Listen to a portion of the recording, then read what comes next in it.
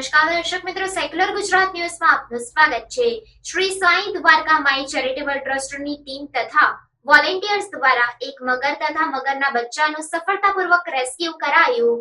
પ્રાપ્ત માહિતી અનુસાર ગત મંગળવારના રોજ સૂર્યમુખી હનુમાનજી મંદિરના મહારાજનો કોલ આવ્યો કે રાજમહેલના ગેટ નંબર 4 પાસે મગર દેખાઈ આવ્યો છે અને તે મગર 8 થી 9 ફૂટ જેટલો મોટો છે। ત્યારે મગર આવી જવાના કારણે લોકોમાં ભયની લાગણી જોવા મળી હતી।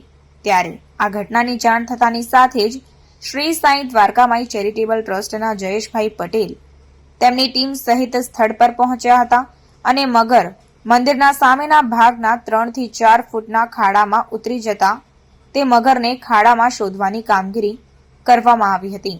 જે સમય દરમિયાન ત્યાં વાઇલ્ડ લાઇફ ટ્રસ્ટના અમિત પટેલ અને સેવ વાઇલ્ડ લાઇફ ટ્રસ્ટના સંદીપસિંહ પણ આવી ગયા હતા અને સૌ લોકો સાથે ભેગા મળી 8 થી 9 ફૂટના મગરને ટીમ વર્કના માધ્યમથી ભારે જહેમત બાદ સારી રીતે અને સફળતાપૂર્વક રેસ્ક્યુ કર્યું હતું અને તે જ સમય પર ગેટના સિક્યુરિટીએ તેમને એક બીજા મગરની જાણ કરતા એ ગેટના બહાર લાલબાગ બ્રિજની નીચેના રોડ પર આ મગરનું બચ્ચું દેખાતા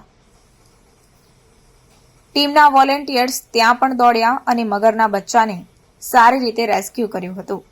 8 થી 9 ફૂટનો મગર અને 3 થી 4 ફૂટના મગરના બચ્ચાને વન વિભાગના નીતિનભાઈને જાણ કરી સુપ્રત કરી દેવામાં આવ્યો। રિપોર્ટ નઝીર શેખ સાથે cameraman Arif Sayyed, secular Gujarat news, Vadodara. સમાચારોની અવનવી અપડેટ્સ માટે જોતા રહો સેક્યુલર ગુજરાત ન્યૂઝ। સાથે સેક્યુલર ગુજરાત ન્યૂઝ ચેનલને લાઇક, શેર અને સબસ્ક્રાઇબ કરો અને બેલ આઇકોન દબાવીને સમાચારોની ઝડપી માહિતી મેળવો।